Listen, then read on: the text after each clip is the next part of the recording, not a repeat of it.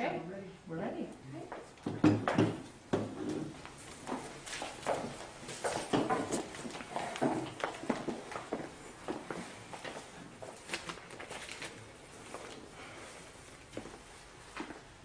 Hello, dear. Felix, ask Diana and Mrs. Packard over for dinner. You'd better hurry and wash up a bit. What? Am I to be the only man again? Can't help it, darling. Mr. Packard's in Washington, and all of Diana's suitors are in the trenches. Well, there must be some old graybeard left somewhere for Diana to invite. Oh, there are a few leftovers floating around, but Diana doesn't like them. If she can't have the best male company, she prefers female. Diana's a peach. She should have married one of the boys before they all went over. Poor Aubrey Lawrence was madly in love with her. Oh, hurry up. There's soot on your cheek.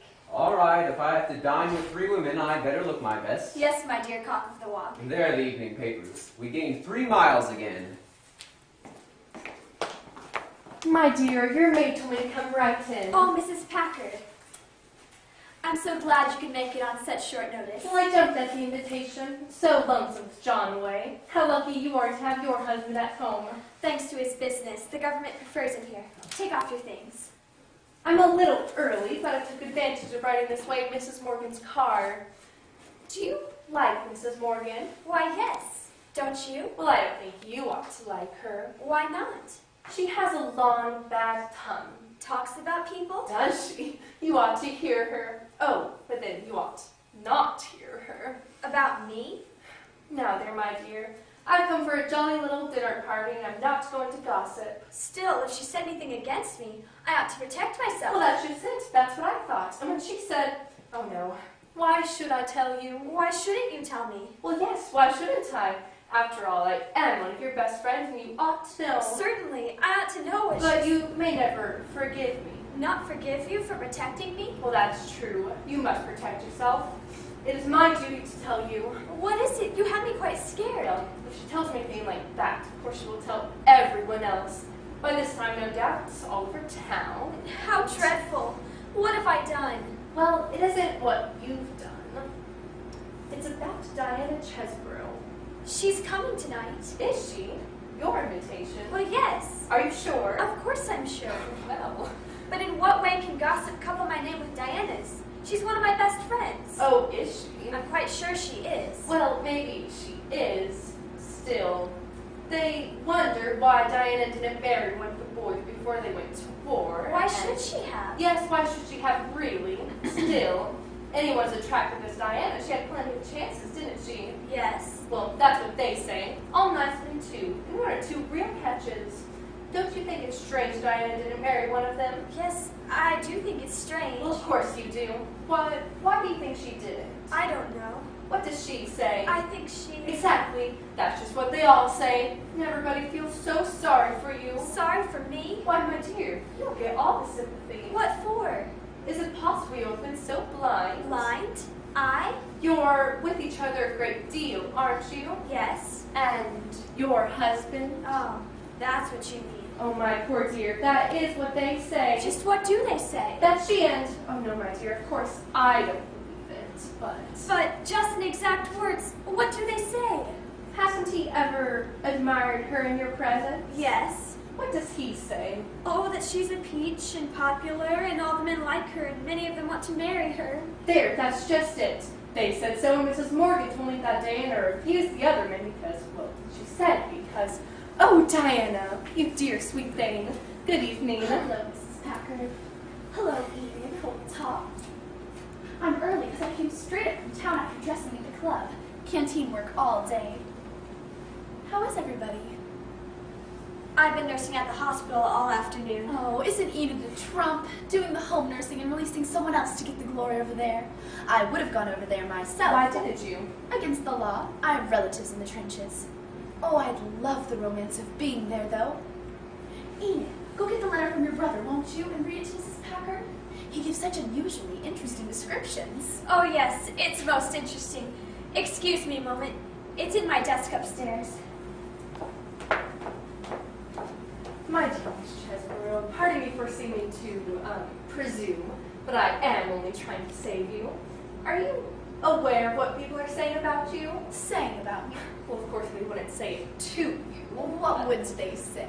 Oh, it is so much easier to flatter than to say disagreeable things. People are saying disagreeable things about me. You haven't heard? No, but I should certainly like to know. Well, of course you would. Any young girl like you. Oh, my dear, do you really think you should come to this house? Come to this house. Why, Enid and I went to school together. She is one of my closest and best friends. Best, did you say? You doubt it? After what she said. Enid said something to you to make you doubt her friendship to me. Surely you are mistaken. My dear girl, I have eyes and ears. I can see and hear. What did Enid say? She said she wished you had married one of the boys before they went to war. Oh, You that. admit it, and still you come to this house. That is what people say. What do I admit? I don't follow your reasoning. I don't see. Well, of course you don't see. Love is always blind. Love. We haven't said a word about love. Well, of course not. It is a delicate word to use, and in this matter it is, well, the world does not think we come. Mrs. Packard, I do not understand your innuendos. Tell me the plain facts. What are people saying, and what has love got to do with it? Mr. Haldeman, Felix. and you, I. they couple your names together. They say Felix and I. It's a lie. It doesn't make any difference if it is a lie. The point is what people say about Well, the people who say such things have rotten little minds that haven't enough brains to entertain themselves. Dear Miss Chesborough. And you know the same for repeating such You slander. insinuate that I am one of the I people. do.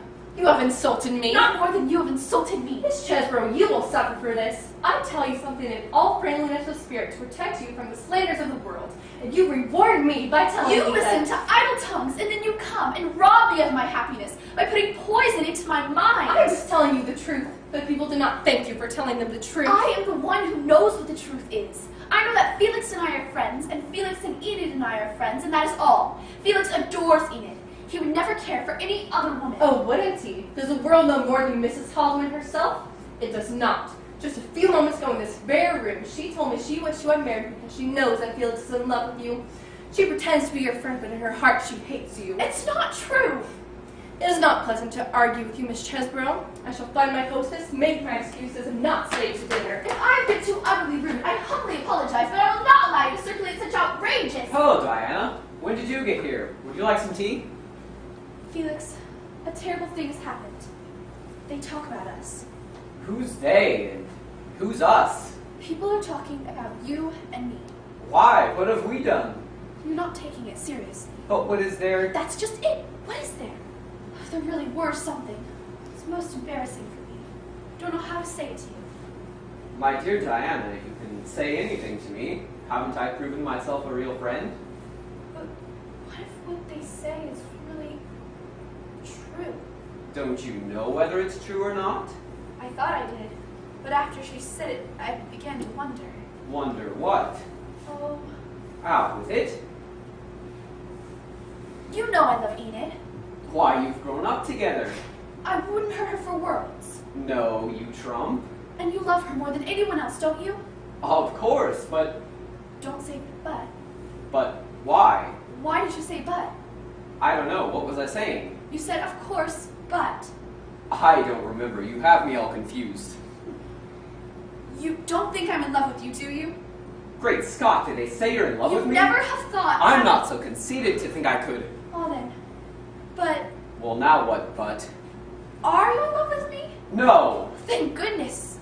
But that's what they say. That I'm in love with you. And that I am in love with you. And Exactly. holy smokes. But it's not true. No. But they say it's true. And what they say, Amounts to the same thing.